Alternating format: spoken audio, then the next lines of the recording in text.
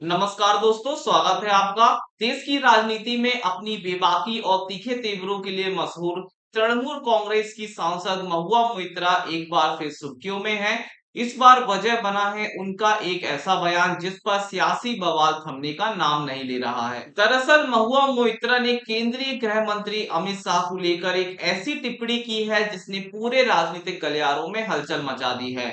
उन्होंने कथित तौर पर कहा था कि अगर अमित शाह बांग्लादेश से होने वाली घुसपैठ को नहीं रोक पाते हैं तो उनका सिर काटकर प्रधानमंत्री की मेज पर रख देना चाहिए। उनके इस बयान के बाद छत्तीसगढ़ के रायपुर और पश्चिम बंगाल के कृष्णानगर में उनके खिलाफ कई एफआईआर दर्ज की गई हैं। उन पर भारतीय न्याय संहिता की धाराओं के तहत मामला दर्ज किया गया है, जिसमें राष्ट्रीय एकता को नुकसान पहुंचाने और विभिन्न समूहों के बीच दुश्मनी को बढ़ावा देने के गंभीर आरोप शामिल हैं। लेकिन महुआ मोइत्रा भी चुप बैठने वाली नहीं है। उन्होंने अपने बयान का पुरजोर करते हुए कहा है कि यह एक बंगाली मुहावरा था जिसे गलत तरीके से समझा गया और उसका गलत अर्थ निकाला गया।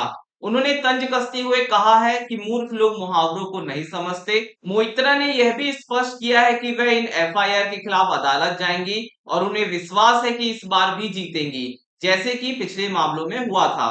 वहीं बीजेपी ने उनके बयान पर कड़ी आपत्ति जताई है।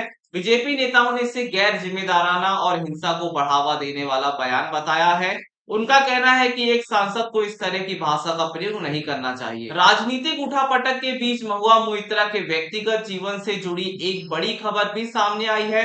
उन्होंने हाल ही में अपने दूसरे विवाह की घोषणा की है। उन्होंने बीजू जनता दल के वरिष्ठ नेता और सुप्रीम कोर्ट के जाने माने वकील पिनाकी मिश्रा से शादी की है। इस शादी से उनके समर्थकों और राजनीतिक हलकों में काफी चर्चा है।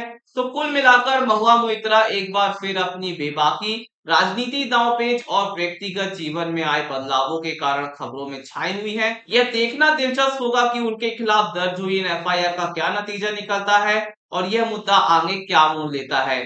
बने रहिए हमारे साथ। नमस्कार।